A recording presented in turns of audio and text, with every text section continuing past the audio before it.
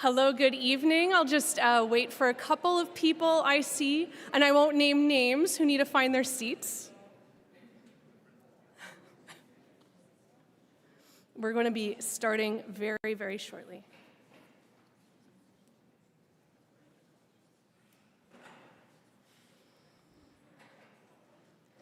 So good evening and welcome to this packed room.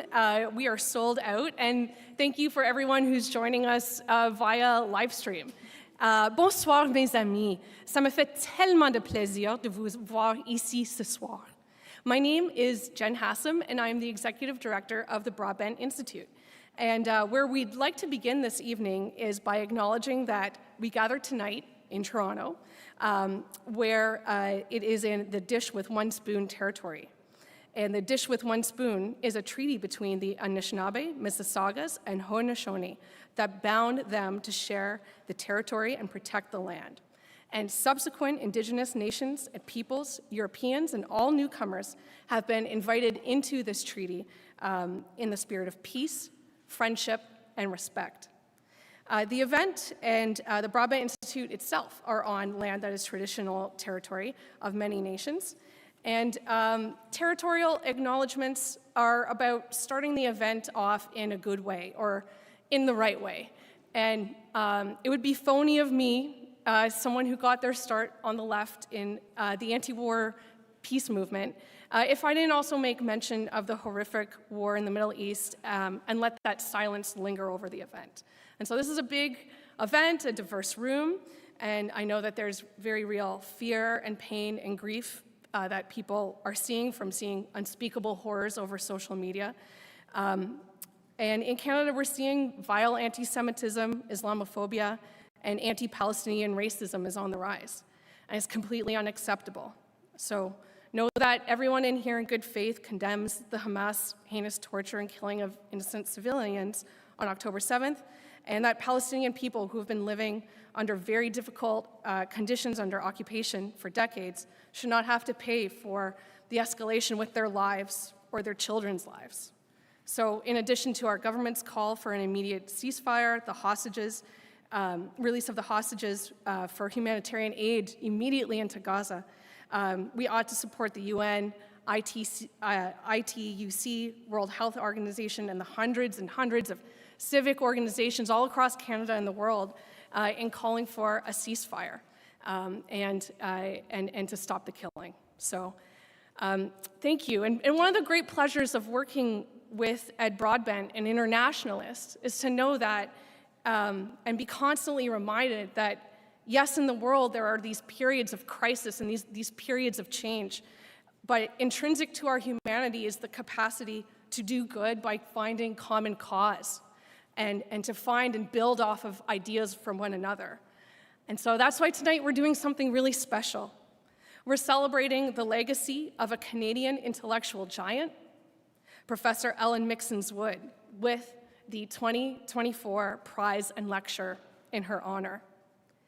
This prize and lecture series were established by our dear friend Ed Broadbent several years ago in recognition of his partner's distinguished career in history and political thought. And it has gone on to influence much of our work at the Broadbent Institute. Awardees of the prize are chosen for work that is emblematic of Ellen's two core beliefs. First, that democracy is something that is always fought for from below. And the second, that the egalitarian values of democracy are continually and consistently at odds and in conflict with the unequal outcomes of capitalism. So the prize awards is $10,000 and the opportunity for the recipient to share their transformative ideas widely to help Canadians understand what is to be done when we want to think about building a good society. We're proud to be partnering with TMU's Faculty of Arts in delivering this lecture, and it's such a beautiful space that we're all in and that we're sharing. We'll be hearing shortly from TMU's interim dean, Amy Pang, who will introduce our special guest. And we extend our gratitude to TMU for hosting this lecture in their space. And I would also like to acknowledge our special guests, including Brian Topp, the chair of the Broadband Institute Board of Directors, and so many of our country's leading progressive economists who are at TMU for the Canadian Economics Association, such as the Broadband Institute's own Rob Gillizo, Jim Stanford, Angela McEwen, Kaylee Thiessen, Sheila Block, and of course, Armin Yalnizyan, last year's Wood Prize winner. And also with us tonight is the affordability critic for the Ontario NDP, Batila Karpoche. So thank you so much for joining us this evening.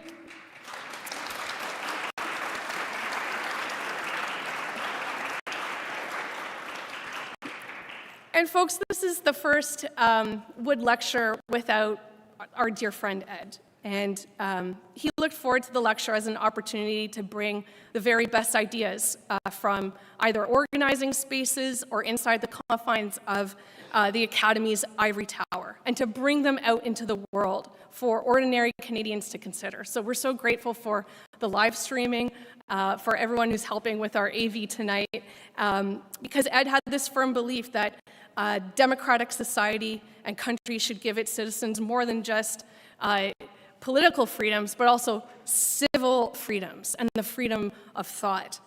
As he wrote, Seeking Social Democracy, a democratic society is much more than just a political machine. It should also be something that is fair, economically, and socially is just. So it is for her work and research that helped to defend the working class against policy choices of austerity that Dr. Isabella Weber has been awarded the 2024 Ellen Meiksins Wood Prize. And it's a great privilege for us to hear her deliver her important lecture this evening. From going against the grain at the height of the pandemic and being derided by Nobel-winning economists who were challenging her empirically sound observations, Isabella has been proven right time and time again by the data on economic price inflation and the policy prescriptions that might have actually worked. At the center of the policy ideas behind sellers' inflation is the livelihoods of working people.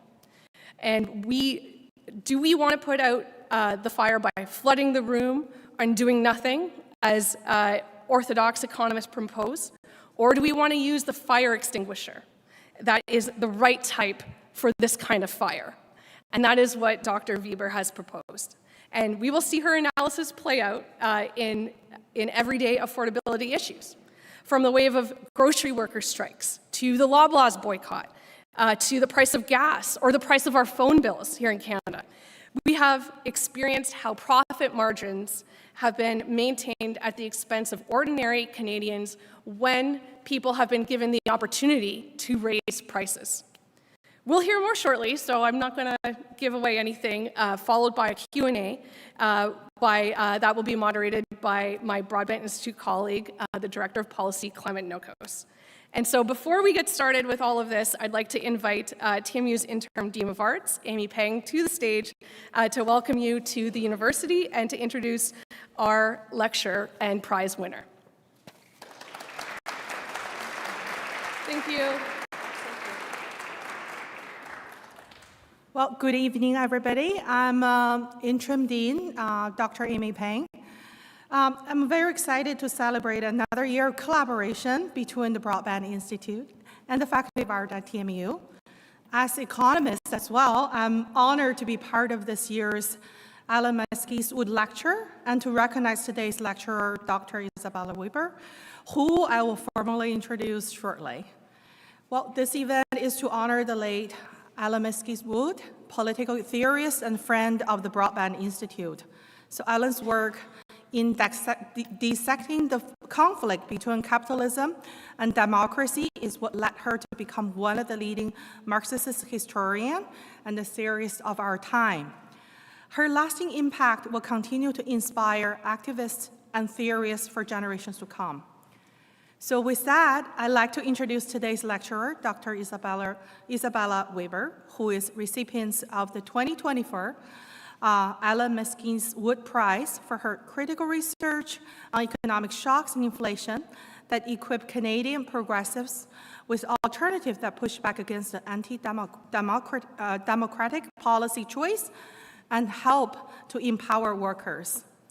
Isabella Weber has become the leading voice on policy responses to inflation and has advised policymakers in the United States and Germany on questions of price stabilization. For her public policy work, she has been profiled in The New Yorker, recognized as one of the Time magazine's 100 Next, Bloomberg's 50 Ones to Watch, Germany's 100 Women of 2022, and the Capital 40 Under 40.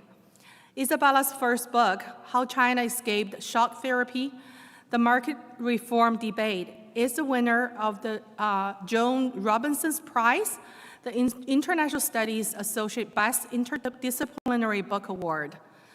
Well, as an economist myself, and also actually grew up in China in the 80s, I found her book is intriguing and enlightening.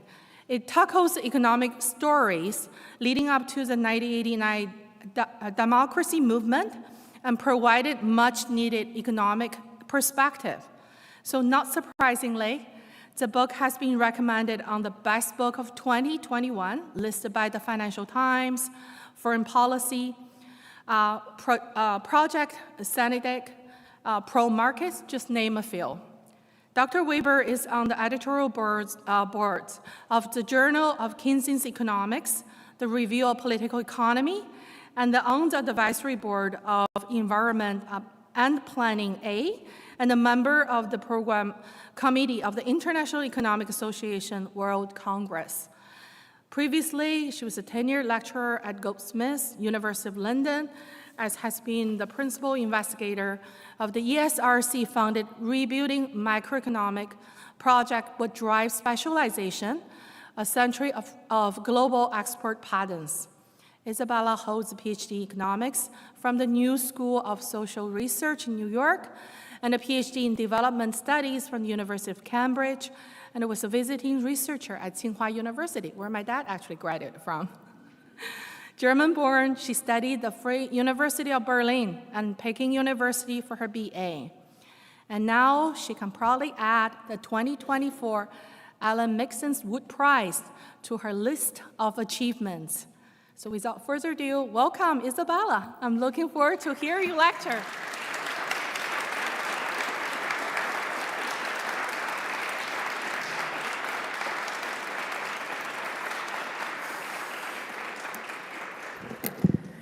Wow. Thank you so much. What an incredibly warm welcome. Thanks so much to the Broadband Institute for this prize. Thanks so much to the Broadband family, I guess, and to Ed Broadband personally, whom I heard was still involved in the decision-making, which is truly moving. Thanks also to TMU for hosting this tonight and for welcoming me with such warm words.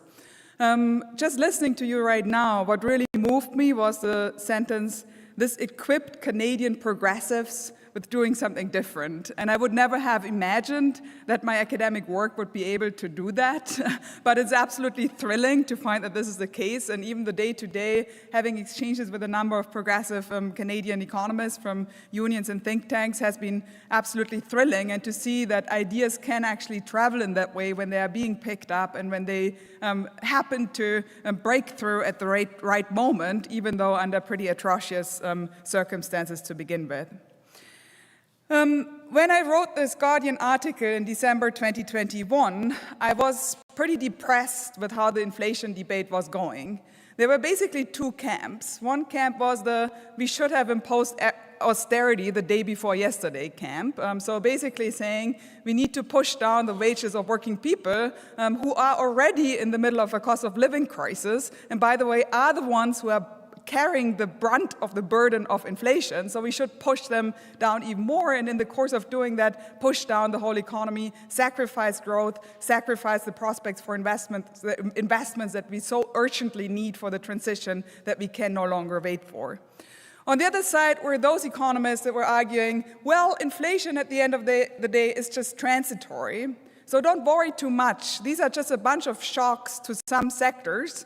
Eventually, the shocks will recede, and we will come back to the steady waters that we sailed out of.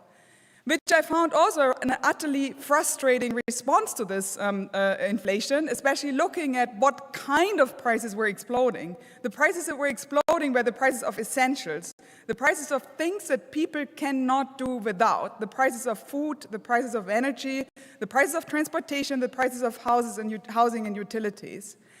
I happen to come from a family where we were living on a budget. I remember how my mom would watch the advertisements from supermarkets and try to figure out how she could buy the best food for us so that we could be well-fed, that we could be healthily fed despite being on a budget. If you tell a family like that, this is transitory, in 2-3 years the storm will be gone, it's hypocritical, it's unbearable. It's an unbearable message to send from someone who is sitting in front of a full fridge, probably in a fancy apartment in New York or in some pleasant place of the world, making hundreds of thousands of dollars a year and going to the grocery store without even noticing how much they are paying.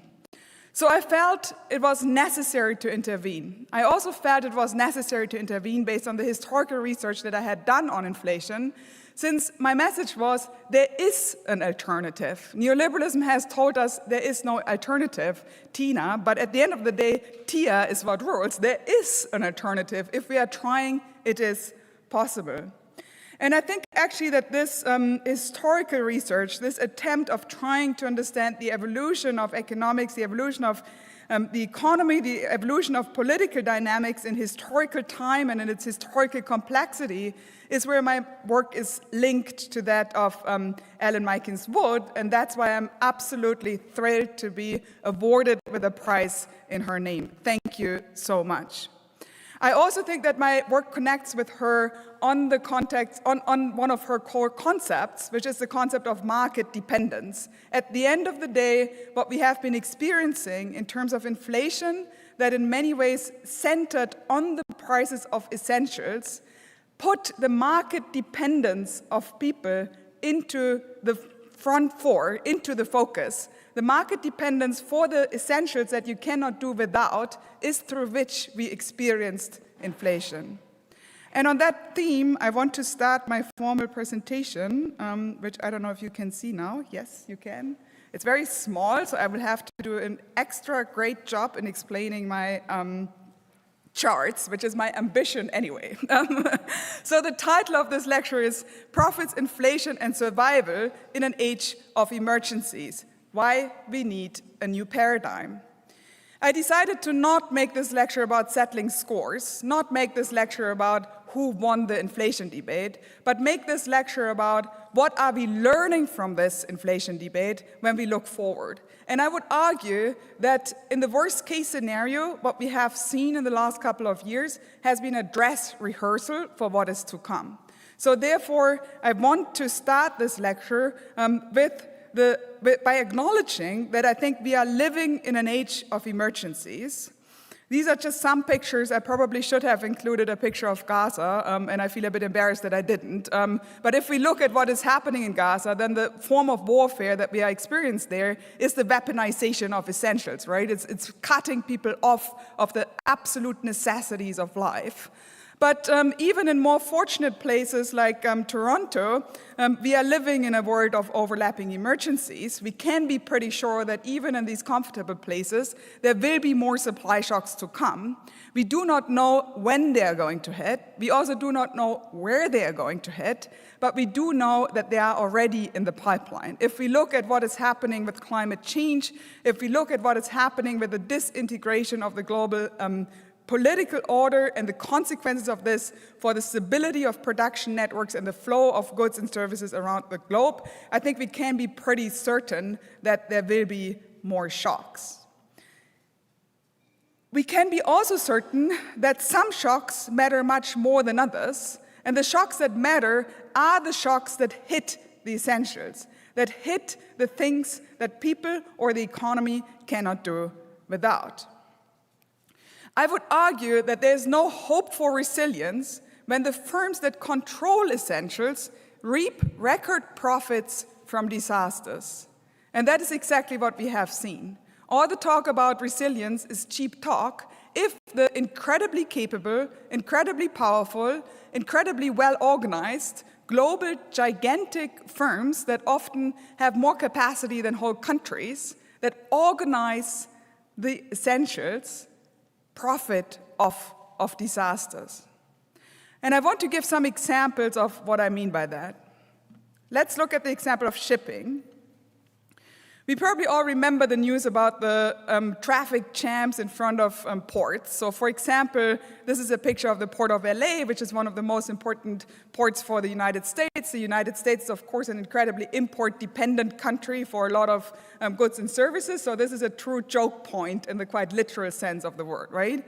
On the bottom left is a picture of the Panama Canal in 2023. A drought has led to water levels that were so low that the traffic that could flow through the Panama Canal was drastically reduced. On the bottom right-hand side is a map that shows you how much further a ship has to travel if it can no longer pass the Suez Canal, which is, of course, a situation that we are facing right as we speak with the Houthi attacks and the war in the Middle East. On the top right-hand side, you see a chart of containerized freight index, of the containerized world freight index. I've been joking earlier that I'm actually following this index and I'm not expecting anyone else to do, but I think it's quite remarkable when you actually look at that index, because you see that it's been basically flat, right? The first part of the index is completely boring. It's basically flat. And then you see something that looks literally like a tsunami, right? I mean, you don't even need to see the exact numbers. Just look at the line, right? You see basically a total tsunami that takes off in 2021 and peaks in 2022, which is the time when we were talking about all the supply chain issues day in and day out, and these supply chain issues in many ways were linked to shipping, right? And then you see at the end of the chart this picking up again, which happens exactly in late 2023 when the war in the Middle East started to escalate, and in recent weeks when the situation, the safety of passage further deteriorated. Okay, so this is one part of the story, and if we look at what the flip side of this explosion of freight rates is, then it is an explosion of profits, which is pretty unsurprising because the cost structure might have changed a little bit. It might have become a little bit more expensive because they have to wait and they have some slack and whatever, but costs did not explode. They might have picked up where prices exploded, so the result of that, where profits is the difference between prices and costs, is a profit explosion, which you see on the bottom chart here. As a recent working paper of the IMF points out, so this is not, you don't have to trust some unreal, weird economist, you can just read IMF working papers and you can read literally. We find that spikes in the BDI, which is one of these freight indices, are followed by sizable and statistically significant increases in import prices, PPI, headline, and core inflation, as well as inflation expectations. The impact is similar in magnitude, but more persistent than for shocks to global oil and food prices. Okay, here we go. In other words, these enormous price explosions have systemic implications for monetary stability way beyond the prices in this one sector. If we look at who is actually running the shipping sector, then it's a handful of companies. It's literally 8 carrier groups that have a share of more than 80% of the global fleet. And these companies, unsurprising, if we look at the profits in this sector, recorded the best financial returns in their history. So to just give some examples here, Maersk, a company founded in 1904, so we are talking about a pretty long history of more than 100 years here, had the best financial results in its history in 2022, showing a net profit of $29.3 billion. The privately held Mediterranean shipping company, MSC, achieved an astounding annual net profit of $36.3 billion in 2022, and in 2024, CMA-CGM had been France's most profitable company, overtaking the likes of TotalEnergies and LVMH with an annual net profit of $24.88 billion. Now, probably most of you don't have a very clear idea of what around $30 billion are, but that is probably about twice the GDP of a country like Madagascar or so, right? So this is very, very big money. If we take another essential sector, namely grain, we have a situation where, again, the grain prices on the top, you have the cereal index of the IMF, then you have corn prices in green, rice prices in yellow. Rice prices move quite differently for various reasons. Wheat prices in blue. And you can see that they exploded in 2021 to 2022, and you can see on the bottom chart how the 5 companies that control 70 to 90% of global grain trade, the so-called ABCD, which stands for the first letters of the names of these companies, saw their profits increase very dramatically, not just with price increases, but also with an increase in price volatility. So in other words, these are gigantic companies that have several hundreds of companies inside them that manage storage, shipping, information about agricultural yields, have even shadow banks within them, so they end up even betting on their own business in the future markets, how these companies thrive on volatility. Of course, farmers don't thrive on volatility, final consumers don't thrive on volatility, but these gigantic companies do. So Cargill, for example, founded in 1865, reported that its fiscal year 2022 revenue jumped 23% from a year earlier to a record $165 billion.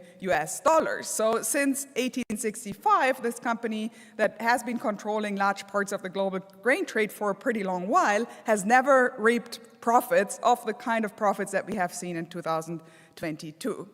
And the list basically goes on, and this is not just about Cargill, this is generally about commodity trading. So here's the FT saying gross profits from commodities trading activities, including by banks, hedge funds, independent traders, and asset-backed businesses that have increasingly moved into commodity trading, rose from about 36 billion in 2018 to a record 148 billion in 2022, largely because of the fallout from the war in Ukraine. Now you can notice that, of course, Cargill's business is not just commodity trading, otherwise these numbers wouldn't add up, but the point is that in commodity trading as a whole, you have seen absolute record profits, and you have seen an increased financialization of this sector, which means that these people thrive off the volatility in this market of essentials. The flip side of this is not just inflation. If we are worried about food price inflation in countries as rich as Canada and the United States, we are talking hunger in the rest of the world. On the top left, you have a chart of the globally unnourished population based on estimates of the IMF, and you can see that in 2005 there were around 800 millions of people around the world that were undernourished, and this is probably a relatively conservative estimate. And this number in 2022 climbed to almost 900 million. In other words, all the progress of eradicating hunger in the last 20 years has been erased in the span of just 1 year as the flip side of this price explosion in an essential like grain. So when I'm talking about survival, you might call me dramatic, you might call me exaggerated, you might call me an unreal economist standing in front of you in a bright yellow suit. That seems a little bit unserious, but I am actually pretty serious about this, because what I'm saying is that as long as these essentials are managed in the ways in which they are managed right now, it is literally the survival of people at stake when we are dealing with major shocks. On the bottom left-hand side, you can see food insecurity in the United States, and you can see that in 2022, even in a rich country like the United States, food insecurity picked up with inflation. One last essential, and then I stop boring you with this, but I think it's important, and you will also have noticed that this is all totally unsophisticated. I'm just showing you screenshots from databases that you can Google and that you can find online, and I'm doing it in this totally unsophisticated way, quite consciously, because I want to show that this is in plain sight. This is not something where you need to dig into fancy data that no one can find. This is not something that is out of reach for quote-unquote ordinary people. This is something that is literally headline news, where you just have to piece together the pieces, and you have to ask the questions that are actually pretty obvious, and dare to ask them and look for the information, and don't feel embarrassed for not being sophisticated by running fancy regressions.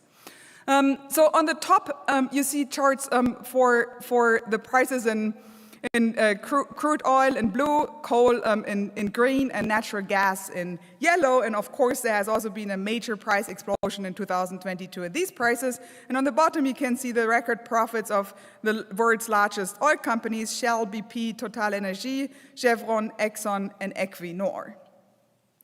Now, part of this was, of course, a windfall from the war.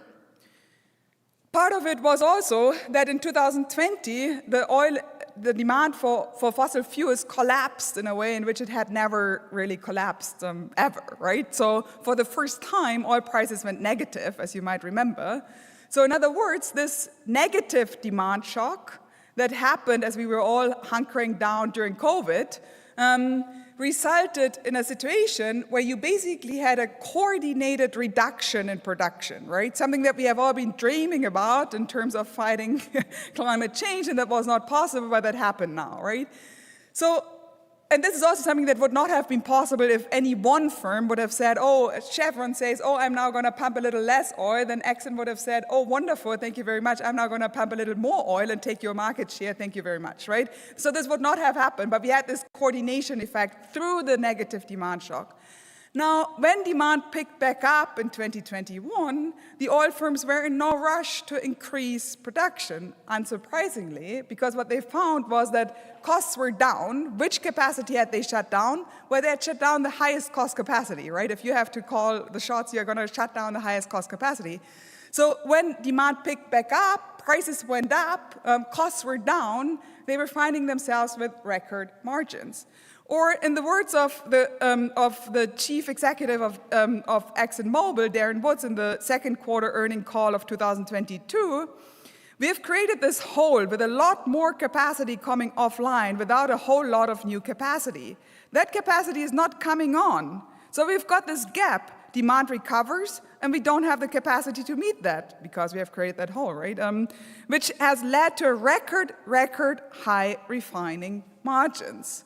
So this is not me spreading conspiracy theories. This is what corporate earnings calls tell us when we read them. This is what people are saying on record to their investors.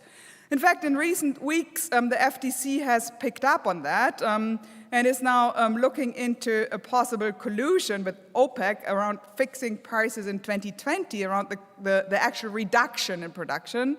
And the House Democrats have started investigating whether big oil colluded with OPEC to inflate gas prices in 2020. But even without these investigations, this has been basically in plain sight from the earnings calls.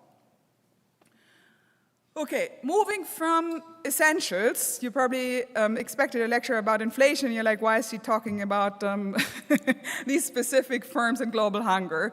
So moving from essentials to inflation, I'm puzzling you even more by showing you a picture of a coin-powered horse. And I would argue that the pre-pandemic way of thinking about inflation was basically similar to the workings of this coin-powered horse, okay?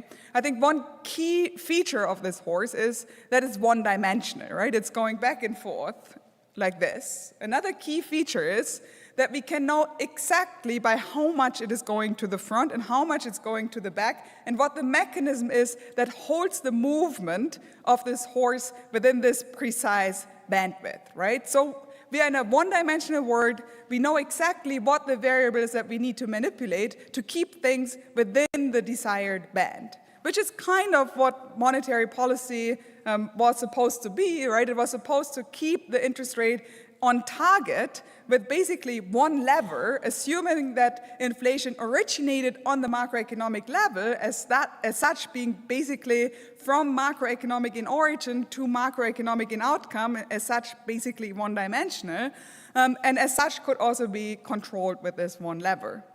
I think this way of thinking about inflation, unfortunately, was slightly under-complex, and of course my portrayal was also under-complex, to be fair. But I think it basically failed us in the context of the pandemic. So, in fact, what underpinned this understanding was still the spirit of Milton Friedman, as he, for example, expressed in 1974, where he was saying, responding to people that pointed to the prices of oil and food as drivers of inflation, what of oil and food to which every government official has pointed? Are they not the obvious immediate cause of the price explosion? Not at all. Remember, in the 1970s, we of course also had a major oil price shock and we had a major food price explosion. It is essential to distinguish changes in relative prices from changes in absolute prices. The special conditions that drove up the prices of oil and food required purchasers to spend more on them, leaving less to spend on other items. Did that not force other prices to go down or to rise less rapidly than otherwise? Why should the average level of oil prices be affected significantly by changes in the prices of some things relative to others? One thing that I want to note, since in the introduction it was pointed out that we need an explanation of inflation that people can actually understand, is the implicit attack here on ordinary people's understanding of inflation, right? So this is like, you just don't get it. You look at oil and food, but sorry, you just don't get it. You need an economist in the room to explain to you. It's kind of the implicit undertone here, right? I would argue that this has already been replaced with a new kind of common sense in the last year and a half, where we now, I think, have already a number of papers by very established, very mainstream, if you want to use this language, economists that show that supply shocks and bottlenecks mattered for the return of inflation. So in other words, changes in relative prices were absolutely essential for the return of inflation. But what we do not have a good sense of is that if we are living in such a world of emergencies, if we are living in a world where more shocks are going to come, what are the shocks that we should be worried about? Like, what if we look back to the financial crisis and what we did after the financial crisis, where we started to run stress tests on banks, right?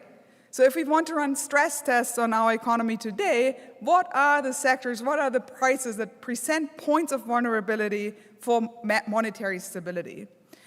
Speaking with a German accent, I feel I can make this rather morbid comparison, which is input-output modeling was first applied during World War II in strategic bombing, when they were asking the question, what are the targets in the enemy's economy that are the points of vulnerability that when we hit these points, it will basically create a blast to the enemy's economy that is disproportionate to the damage done locally.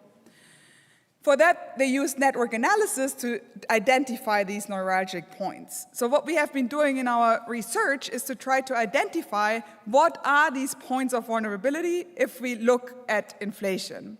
And we have been running simulations, and I'll illustrate this based on the next chart. I'm pretty sure that no one can read these charts, and that is exactly intended. So these are three charts, as you can see, I hope. You can also see that it's bar charts, right? Each of these bars represents a sector, and each of these each of these bars has two colors, yellow and purple.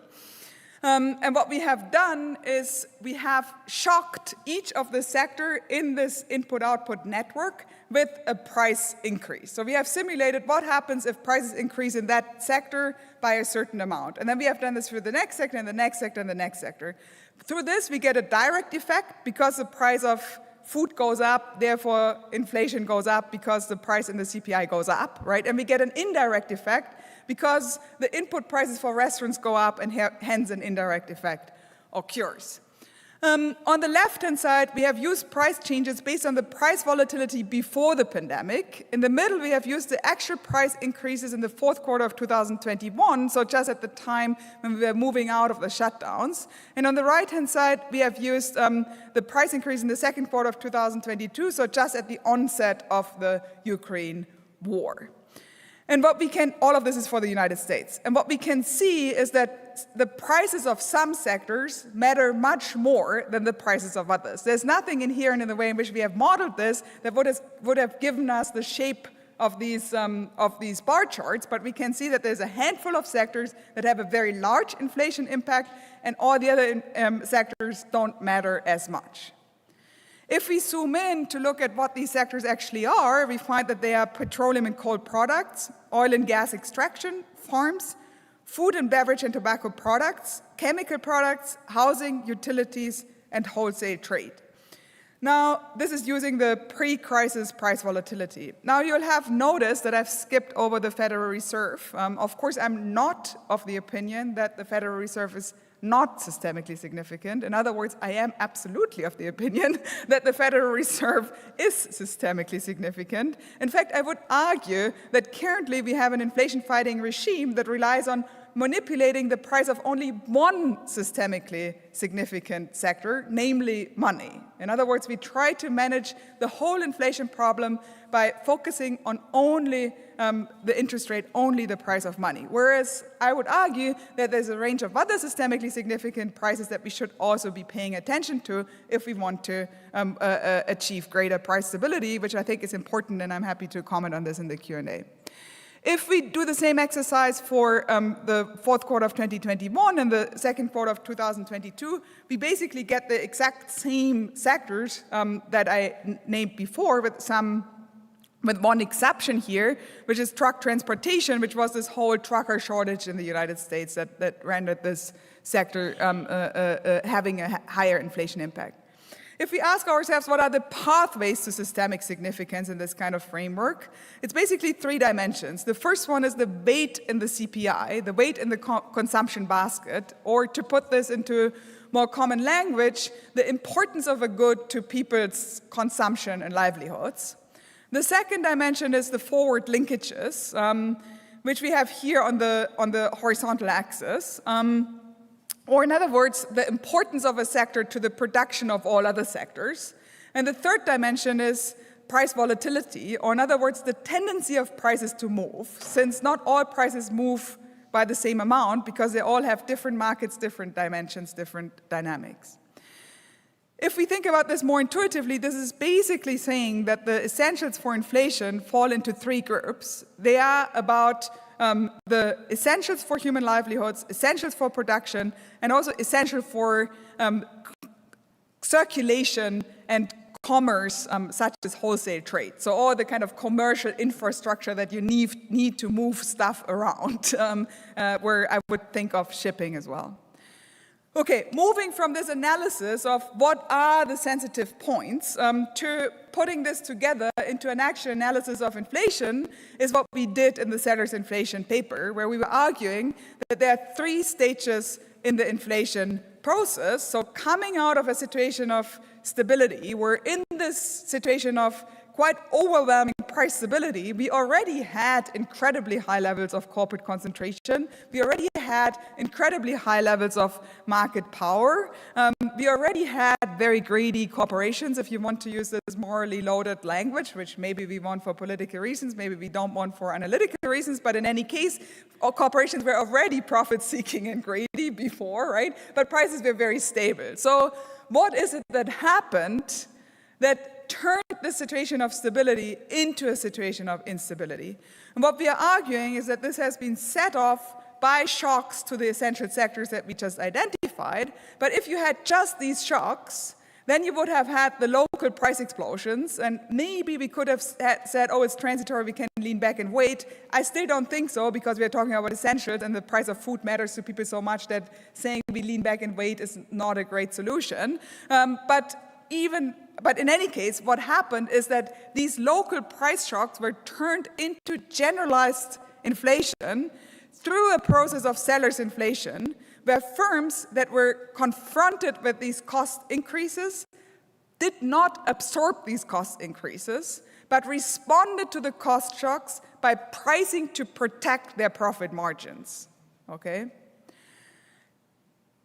Up to this point, we have a situation where the majority of people would have seen an erosion of their purchasing power, right? They are faced with firms protected their margins, but people have lost purchasing power. So eventually people will fight back and will ask for higher wages, at which point you can enter into some sort of a conflict inflation type of stage. But the wage catch-up here is a result of this inflation and not the origin of inflation. This is the desperate attempt of working people to regain their living standards, not the beginning, not the origin, not the thing that kicked off inflation. To focus at the seller's inflation stage, I think to understand this, we have to emphasize that these cost shocks basically function as coordinating mechanisms for firms. Even in very highly concentrated firms, even if you just have, like, let's say, 3 firms that control a whole sector, it's difficult for them to just start increasing prices without being sure that the other firms are also increasing prices, right? If you just start increasing price, let's say you are Honda and I am Toyota, and Honda starts increasing prices, then Toyota says, oh, thank you very much. I will take your market share because I am in command of one of the most efficient, global, powerful production networks that has ever existed in the car sector, as are you, my friend Honda. But since you chose to increase prices, you lost your market share, and I could just ramp up my production pretty much overnight because I have all these different firms across the whole, all these different plants across the whole planet that I can mobilize very quickly. So obviously this is totally stupid. In this kind of situation, no one is doing this. This is why we see, even in incredibly concentrated sectors, firms keeping prices stable in stable times. But if there's a shock that sends a very clear signal to everybody in this sector that costs have gone up and now everybody's going to price to protect margins, then this fear of another firm taking your market share is no longer there because the cost shock itself has coordinated the pricing behavior. If on top of this, there's also a shortage, let's say I'm still Toyota and you are Honda, and let's say we both rely on computer chips, and there's a computer chip shortage, as I think has happened at some point in recent history, then this means that suddenly we both know of one another that we can only produce as many cars as we have computer chips, right? So all the competition over market share is gone because you have your market share frozen by the number of computer chips that you have. I have my market share frozen by the number of computer chips that I have. And now we can actually start hiking prices in ways as if we were each a monopolist, which means that we can actually hike prices in ways that increase profit margins. But I would argue that this temporary monopoly story is an important story, but is not the general story. The general story is the one of cost shocks and cost shocks coordinating price hikes, which is why I am so worried about the overlapping emergencies, which is why I have started this lecture with these shocks. Just to give you a little bit of flavor, from the earnings calls that we have been reading, and I can encourage everybody to read earnings calls. In fact, I think that no one should graduate with a degree in economics without ever having read an earnings call, because this is the best lesson you can get on how corporate leaders are actually thinking about business strategy and how they are communicating this to the people that they want to convince to give them money, right? Which is pretty high stakes type of conversation for them. So, for example, Pepsi talking about how they are going to deal with cost shocks, how we are going to deal with pricing in the coming months, I would say, obviously, same as everybody else. We are seeing inflation in our business, where they basically mean higher costs, across many of our raw ingredients, some of our inputs. We are working with our partners to make the right decisions in pricing to keep the consumers with us whilst we improve our margins.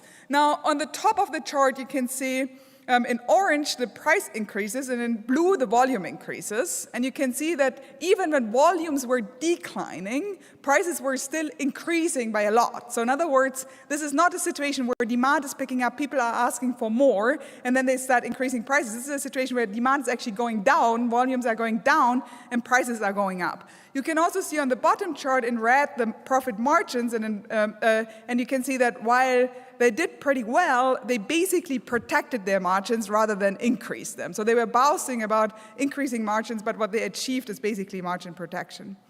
Another example is Procter & Gamble, where they are saying we are better positioned for dealing with an inflationary environment than we have ever been before. Starting with a portfolio that is focused on daily use categories, health, hygiene, and cleaning, that are essential to the consumer versus discretionary categories, which in these environments are the first ones to lose focus from the consumer. So in other words, this idea of focusing on essentials, on stuff where demand is very inelastic, is part of the portfolio strategy of a company like Procter & Gamble.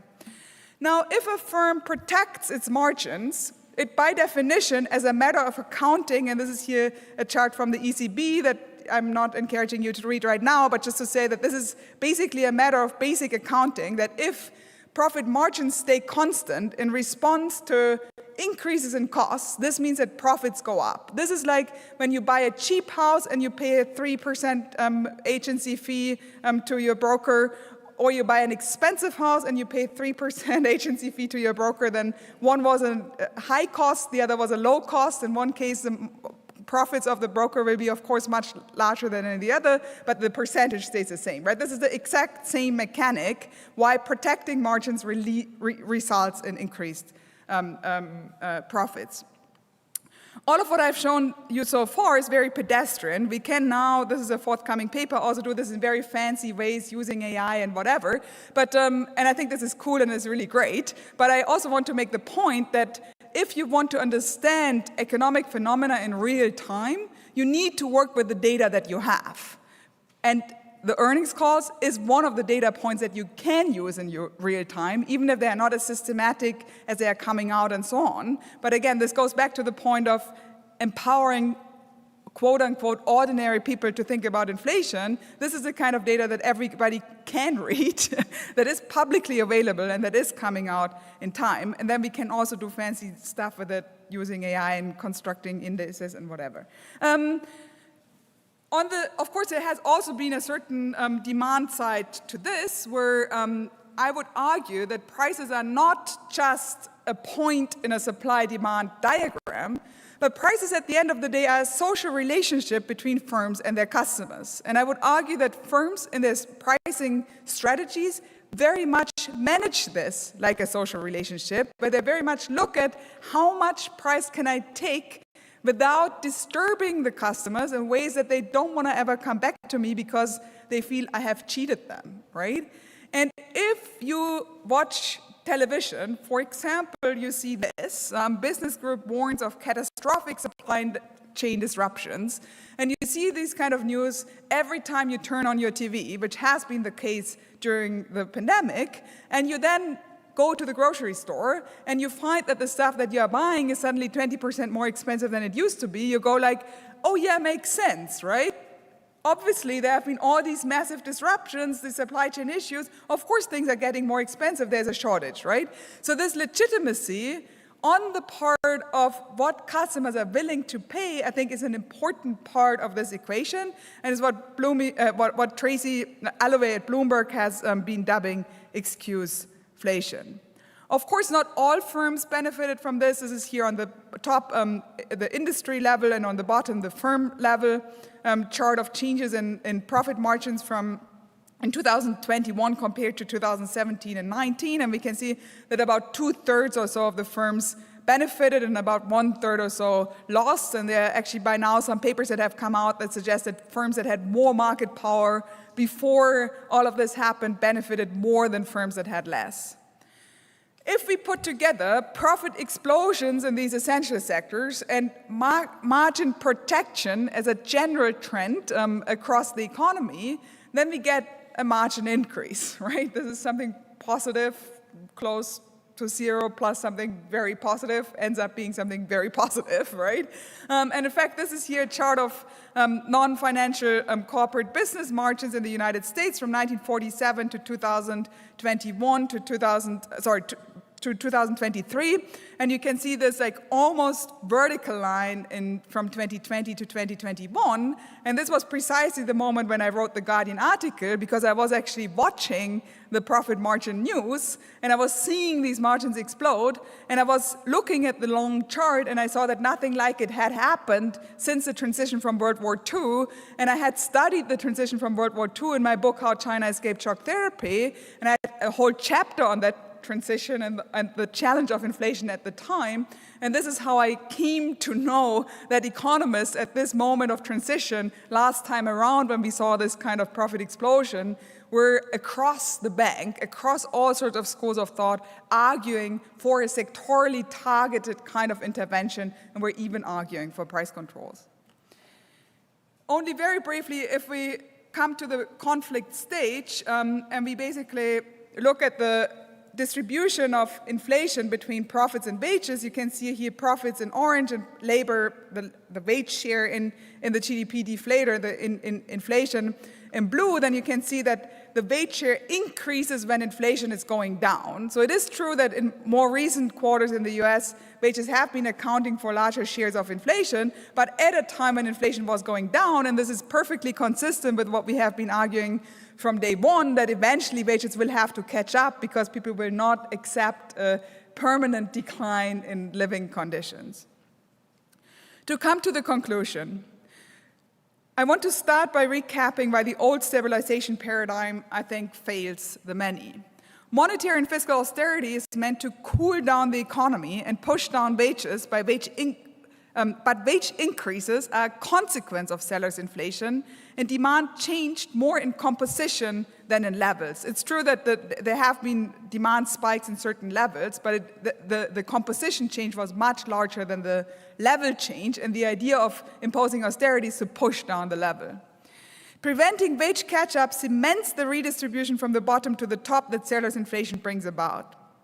Macroeconomic tightening kicks in when inflation is already generalized at the third stage of this inflation process and comes at a high economic, and I would like to add political cost. We have by now many very thorough empirical studies that show the link between austerity and the rise of right-wing parties.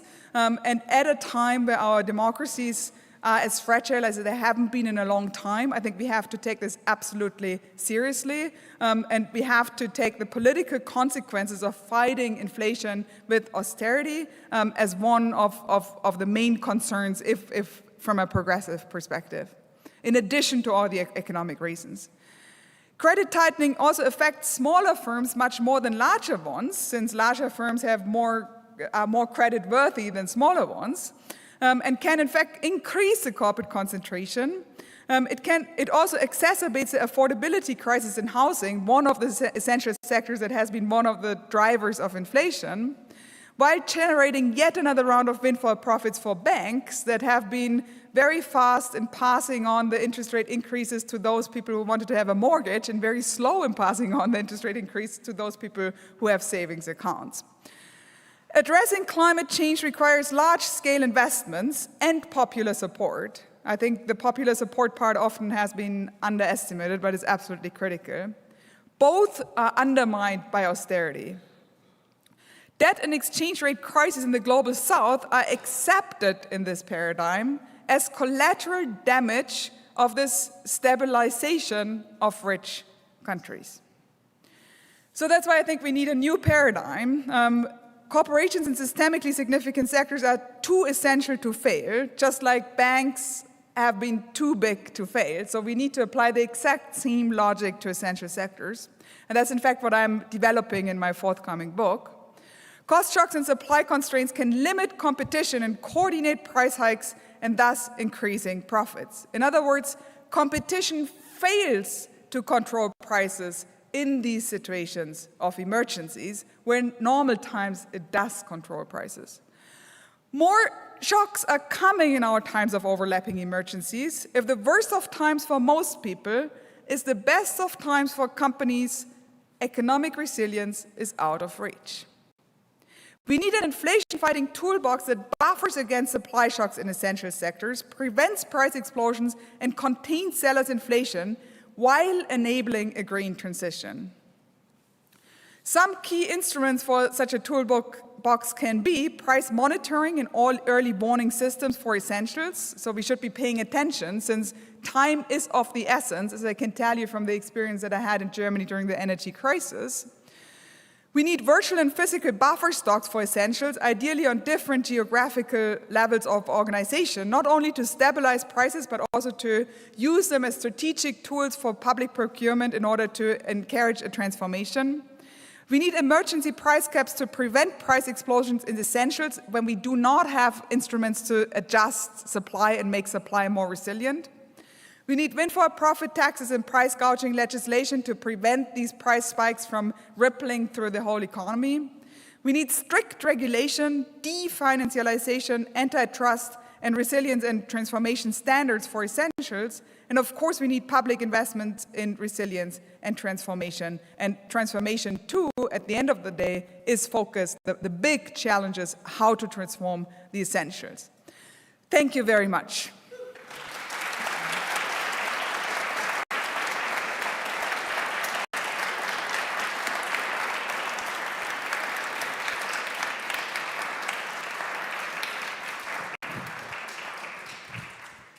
Thank you very much. I feel well equipped as a progressive to tackle these economic questions. And this policy toolbox I recommend everyone to look into more. We have a few minutes, but I want to still steal the first question here regarding some of these instruments here in the policy toolbox. You talk about windfall profit taxes, emergency price caps. In Canada, a lot of the conversation is about our highly concentrated grocery sector, where there's only like 3 grocery stores in the entire country that own most of the food retail in the country. How are these 3 things in particular supposed to help us with our affordability crisis today? Yeah, thank you. Maybe to begin with, I'm thinking of this as an inconclusive list, and I'm thinking of this stage in the policy making and the paradigm shifting as an experimentalist stage where we need all minds and all experiences and all cards on deck. There's no one magic bullet that's going to solve this. This is a very messy, very complicated, truly difficult kind of problem to solve. So that's just like kind of upfront, which I think is also part of the paradigm shift, because the idea of managing this with just one tool, interest rates, is the idea that there is one magic bullet that can do it all, right? And I would say, no, there is no one magic bullet. But to answer your question in a more straightforward way, if we take the food sector, I would argue that if we had a definancialization and regulation of the very upstream, very large companies that control the provisioning of food commodities, then we could have probably reduced the price spike to some degree. I'm not saying there wouldn't have been a price spike, but I would say that these prices have overshot. If we had, in addition, a windfall profits tax for, let's say, not only the upstream firms, but also the grocers and the food processors, then we would be taking some of the incentive to take advantage of this opportune moment and increase prices because we can off the table, because okay, you're going to increase prices, but then large shares of this is going to be taxed away again. If this is the situation, then you might no longer be as sure whether your competitor is actually going to go for it, right? Or not. So that takes some of this coordinating moment, some of this incentive out of the equation. But I would also argue that at this stage in the inflation, at this stage of the food price inflation problem, where we have not seen any of the things that I've been talking about, and we have a real affordability crisis. And yes, it's true that in the most powerful country of the world, real wages actually have started to go up, but the very high food prices are still a real problem for the bottom 20% that are spending about 30% of their income on food, right? So we have a food affordability crisis in most rich countries. In this kind of situation, I would argue that we should take advantage of the incredibly highly concentrated nature of the grocery sector in most countries, where these are not just highly concentrated, but also tend to be dominated by domestic firms. Not purely, but the grocery sector tends to be a relatively national market compared to, let's say, commodity trading or food processing. And I would argue that it is absolutely feasible to work with these 4, 5, 6, I think in Canada it's basically 5 companies that we are talking about, to define a basket of essential food items, since these baskets already exist because food banks have to define them every day, and food banks are completely overwhelmed, totally at the limit. Not only, I mean, I could go into this at length because I had actually food banks reaching out to me and saying like, oh, we heard you on the radio and what you are talking about is exactly what we are facing. So food banks are no longer in a position to deal with this food affordability crisis. They have not been set up to cater to considerable shares of the population. They have been set up to cater to people who, for one reason or another, somehow dropped out of the social system, right? They cannot deal with a mass problem. It's not what they have been designed to do. So therefore, I think we should take the concept of a basket of essentials, work with the large, powerful grocery stores that have store brands for which they control large parts of the supply chain, so they know exactly what the cost structure is, and oblige them to have a shelf in their supermarket that is a shelf with essentials with prices that are at level X in relationship to where they were in 2019. I'm not saying this is easy, but I think it's completely doable. It probably requires to put like maybe 30 people into one room and work this out, and then work on each product and have a clearly defined thing. I think that, in fact, some grocery stores could even use this as a marketing tool and could even compete over having the more attractive, affordable shelf. And one could even give this some sort of a populist twist where it's a kind of, I don't know, Canada makes sure you can have your daily bread type of a slogan on top of the shelf. So it could even be made really attractive for politicians in power. Thank you. We can go to the audience for any questions, and we have a roving mic here. Start at the back there with a toque. You, sir, in the plaid. Yes. Hi, thank you very much for your talk. I wanted to know, it seems to me that the solution comes from the political side. When you talk about price monitoring, how do you expect the committee for price monitoring, the composition of that committee? Because if you have people who are friends of big corporation, it won't change anything. Yeah, I fully agree that this is an absolutely political question. At the end of the day, prices are political too, right? And what I would argue, based on my personal experience, serving in an emergency committee trying to stabilize gas prices for the German government, that in the good corporatist spirit of our country was staffed with business leaders, union representatives, civil society representatives, and academics. I can tell you that the business representatives were much better prepared in being coordinated and being quick and having all the information at hand and so on, because they had, like, every one of them, 50 people working for them in the background, where I was by myself with a PhD student that I had just met the day before, right? So in these moments of extreme shock, I mean, this is what Naomi Klein has been arguing for a long time, for example, right? In these moments of extreme shock, I would argue that the civil society, unions, like all the people that are on the progressive side have an even harder time than in like kind of medium-run campaigns where you can mobilize people, where you can create momentum and so on. That's why I would argue that an economic disaster preparedness that has a plan for how we are going to respond to these kind of shocks, kind of under the veil of ignorance, where we don't know yet what the shock is going to be and who exactly will benefit from it in which way, is from a political perspective still challenging, but better than waiting to the point when the shock is already there. Okay. Let's see in the back there, that hand in the middle. Thank you. It seems to me that you're making this argument for there being a secret third option, right? Like you could do fiscal policy, you could do monetary policy, and now here's the third option where you sort of have policy related to the price of goods.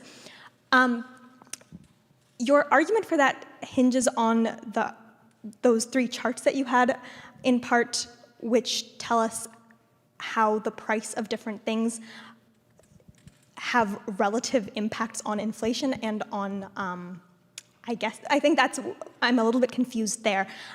What is it that those relative prices, those prices have a relatively high effect on? Do you think you could expand on that a little bit? Like the channels through which why they are so important? Yeah, exactly, thank you. Sure.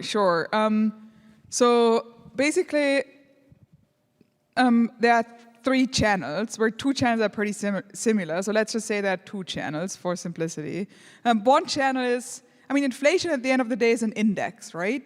So in this index, you have weights to every category that enters into this index that is based on the weights that these things have in people's consumption baskets, right? Like you spend more money on housing and food than you spend on haircuts and horseback riding lessons. You might be spending no money at all at horseback riding lessons, but let's say luxury services, right? So in this kind of situation, one of the channels is stuff that has a very high weight in this index. Because it has such a high weight, it means that this index will be moving strongly with these things moving. This is the technical explanation. The intuitive explanation is to say there are prices that matter much more to people because they're spending much larger shares of their incomes on these things, which means that if these prices go up, their incomes go down much more than if the prices of other things go up. So therefore, there will also be a larger pressure for them to catch up on wages. So even through the wage channel, you will have a larger inflationary pressure if these kind of prices go up. The second part of prices is prices that are more upstream and that are either critical for production or for the circulation of goods, right? Before you consume stuff, it has to be shipped around. Like in all these complex production networks, every knot in that production network is linked by some sort of logistics, right? And then there are inputs that are being produced that are important. There are industries that produce inputs that are important for many, many other industries, right? So when this is the case and the prices of this stuff that touch pretty much all other sectors as cost go up, then their leverage over these other sectors is much, much larger than the prices of sectors that are not so centrally located in relationship to all other sectors in the economy. So therefore, shipping or wholesale trade are these kind of sectors that connect all these other sectors. And energy or chemicals, which is another sector that always shows up, are things that are just in pretty much everything, right? So these are these like ubiquitous inputs, and they have this large lever over other prices, and therefore are important for inflation. Okay. I think we have time for two more questions, and we'll go to the gentleman at the front here, and then at the back.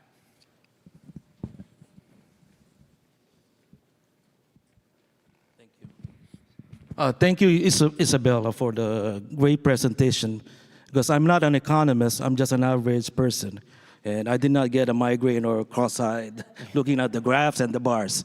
I got the three-part question, is very quick. One is, will you consider universal basic income as part of your toolbox in fighting inflation? Number two, when I was growing up in the Philippines as a kid, the government created a food co-op, a national food co-op called Kadiwa, and the prices of basic commodities like rice, flour, and sugar were heavily discounted. So a lot of people did not really go hungry when they buy for the basic commodities. And third, the new toolbox you're proposing, I think it's paramount that the government is really the one taking that political will and commitment to implement the new toolbox you're proposing. Am I right? Thank you. Yeah, thank you. On UBI, interestingly, Milton Friedman also really liked UBI, right? Because it was a way to get rid of all the things that the state does and just give people cash and then let the market do its magic and then we are done.